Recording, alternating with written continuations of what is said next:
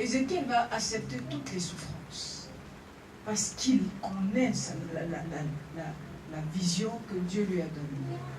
Quand un homme n'a pas la vision de sa vie, il ne sait pas quoi faire.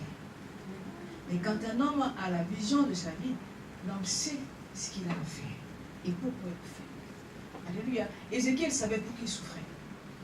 Ézéchiel savait parler. Quand un prophète sait pourquoi Dieu l'a appelé, sait comment parler au peuple, sait comment tenir, sait tenir pendant les épreuves. Même quand le bateau se vide, il reste dans le bateau, puisqu'il sait pourquoi Dieu l'a appelé. Il sait pourquoi il y a l'épreuve. Il sait ce que Dieu va faire. Voilà. Celui qui n'est pas appelé de Dieu n'a pas confiance au Seigneur.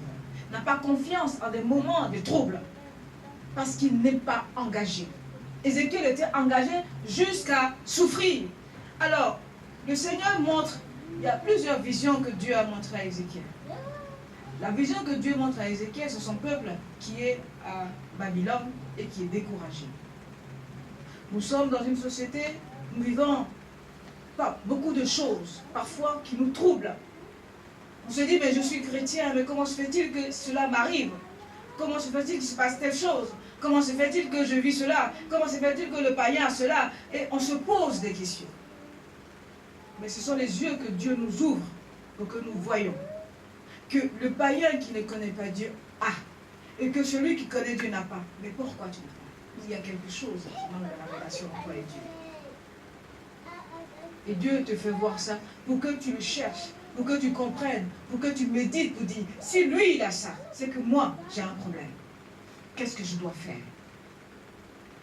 Le Seigneur dit à Ézéchiel, dis-leur pourquoi ils sont venus à Babylone. Pourquoi je les ai déportés à Babylone. Qu'est-ce qu'ils ont fait? Parce que c'est que tu ne sais pas. Puisqu'ils adoraient ces faux en cachette. Donc le peuple ne savait pas. Vous savez, la personne que vous connaissez peut adorer sans que vous ne sachiez. Et ça peut influencer sur votre vie. Alléluia. La dépravation du peuple était ignorée de beaucoup. Et le peuple subissait leurs délits sans forcément savoir les détails. Et c'est tellement qu'Ézéchiel ne savait pas.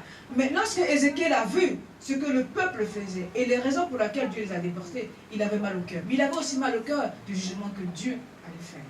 Parfois, on a la souffrance de dire, oh, cette chose vient de Dieu, mais pourquoi Dieu a-t-il fait cela? Dieu cherche la repentance.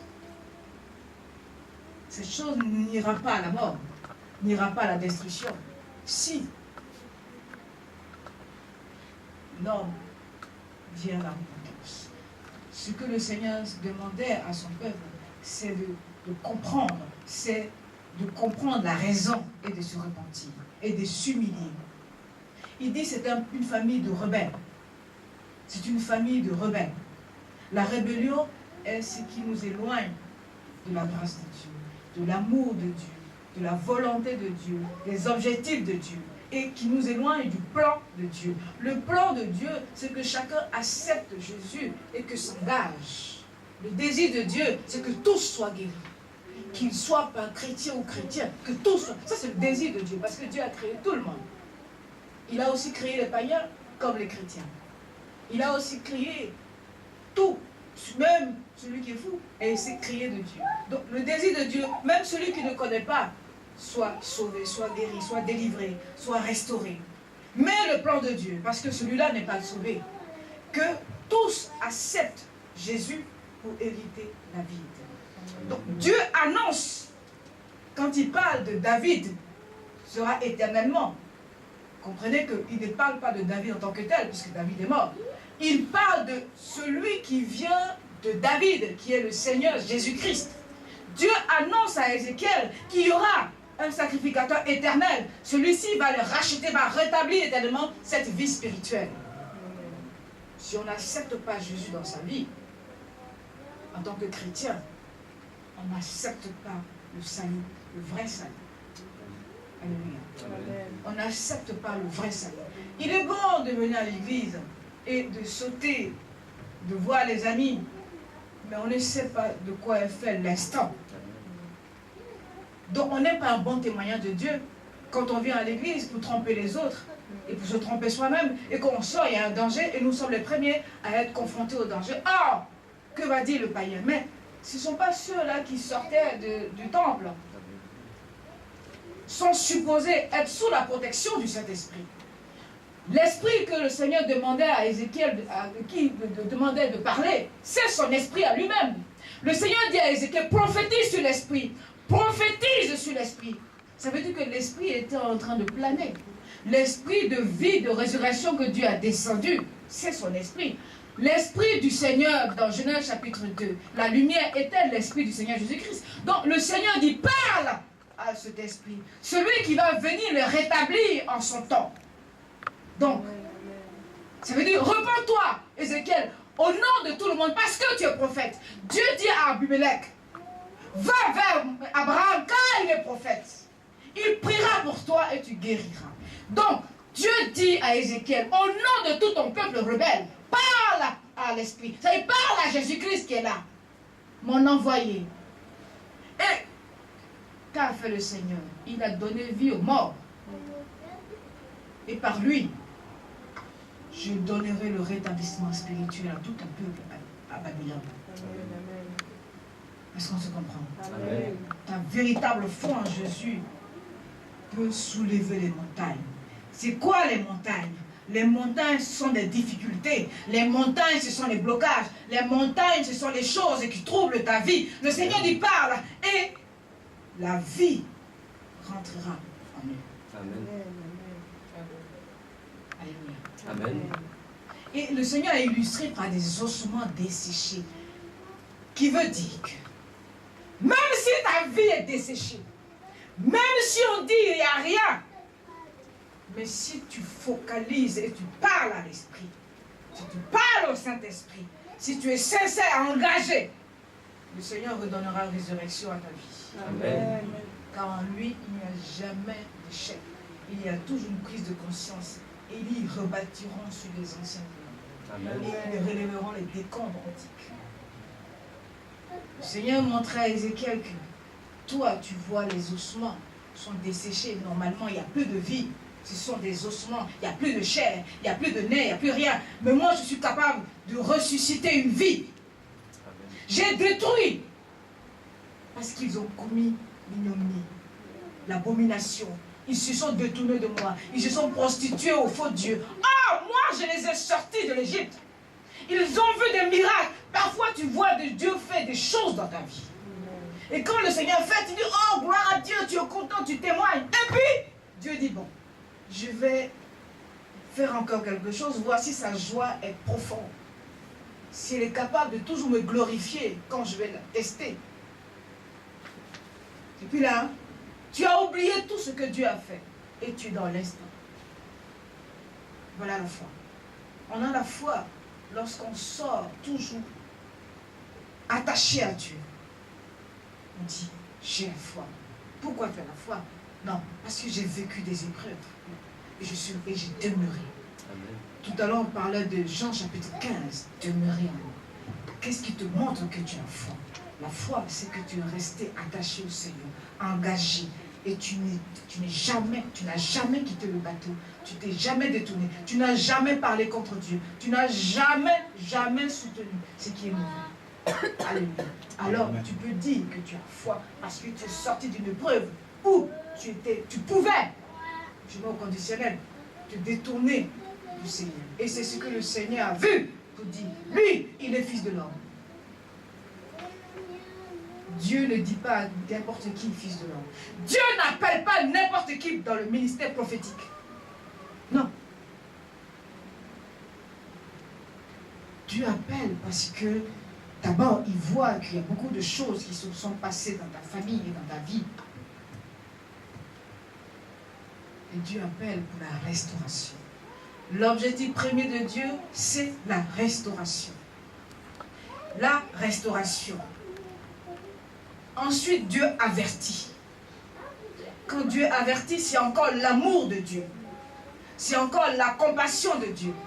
Car si Dieu n'avertit pas, comment peux-tu te repentir? Peut-être que tu fais sans savoir. Donc Dieu t'avertit que, ce que tu fais, ce n'est pas de moi.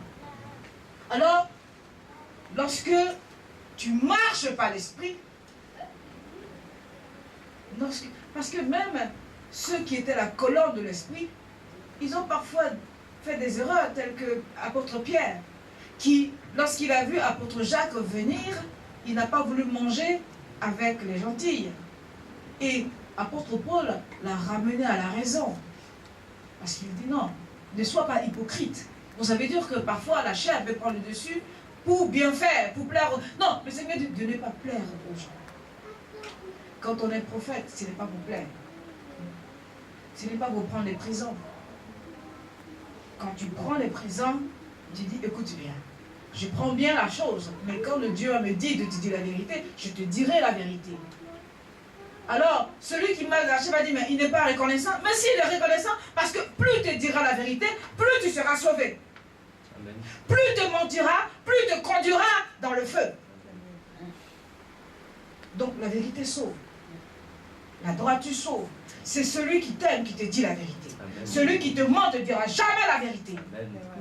Donc Dieu dit à Ézéchiel, si tu aimes ton peuple, alors dis-leur la vérité. Parce que si tu leur dis la vérité, qu'ils se détournent, il arrivera un jour où je les ramènerai à Jérusalem. Amen. Alléluia. Amen. Ézéchiel a été amené à un lieu. Donc un prophète est toujours dans un lieu. Tu n'es pas dans le lieu que Dieu désire, tu n'auras pas la confirmation de l'appel. Alléluia. Dans le lieu, avant que tu ne reçoives l'Esprit, tu vas avoir la visitation de celui qui t'appelle. Ça peut être dans ton songe. Ça peut être par des chevaux. Mais il faut que tu aies le contact. Alléluia. Ça peut être par la voix, car Abraham a vu, a entendu avant de voir. Et ensuite, l'Esprit du Seigneur va venir selon la mission. Car la mission auquel Dieu t'appelle a son esprit. Sa puissance. Alléluia. L'Esprit va rentrer en toi. Ce n'est pas le Saint-Esprit. Car quand tu as accepté le Seigneur, tu as reçu le Saint-Esprit dont parle le Seigneur dans Jean chapitre 14, verset 6. Tu l'as reçu. Mais tu n'as pas reçu l'esprit du ministère qui va te rendre capable d'utiliser les puissances du Seigneur. Alléluia. Ézéchiel dit, l'esprit est rentré en moi. Et vous, quand vous lisez le livre d'Ézéchiel, vous savez, à chaque mission, l'esprit rentre en lui pour exécuter la mission. Alléluia. À chaque fois, l'esprit rentre en lui pour exécuter la mission. Et vous savez, Dieu lui dit, lève-toi et tiens-toi debout. Quelles que soient les circonstances, quel que soit l'environnement, quel que soit le rejet, parce que tout prophète est rejeté. Tout véritable prophète est seul. Tu dis que Dieu t'a appelé à une seconde, alors attends-toi à la solitude, au rejet et aux calomnies et au mépris. Parce que c'est ce que Dieu aime. Car plus tu seras à l'écart, plus Dieu va te honner, plus Dieu va te révéler, plus Dieu va te conduire. Dieu a dit à Ézéchiel, et je te rendrai muet. Dans le ministère prophétique, celui qui a tant souffert, c'est Ézéchiel. Il dit, je te rendrai muet. Dieu a rendu Ézéchiel muet pendant 7 années. Dis Amen. Amen. Amen. Je reçois.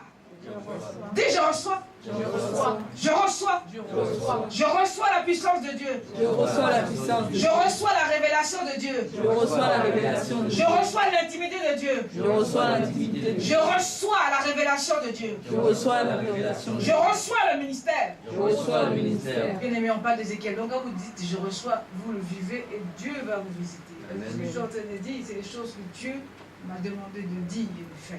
Amen. Amen. Il m'a dit, dis-leur de parler à l'esprit. Comme le Seigneur, quand je vous ai dit de parler à l'esprit, je vous ai demandé de parler au ministère. Car le ministère, c'est un esprit. Alléluia. De parler au ministère. Parce que parfois vous dites, qu'est-ce que je dois faire? Comment je dois faire? C'est à l'esprit. Amen. C'est à l'esprit. Ézéchiel, Dieu demande à Ézéchiel, parle à l'esprit. Et pourquoi Dieu lui-même ne dit pas, Osman, reprenez vie? Non.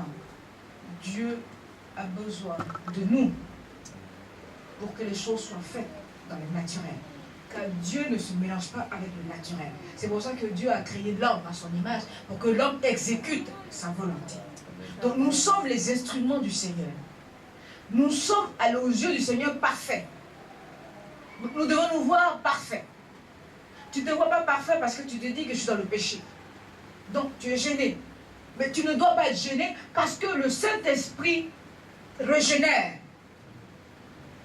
Alléluia. Quand on parle de régénération, on parle du vieux, le moi qui sort.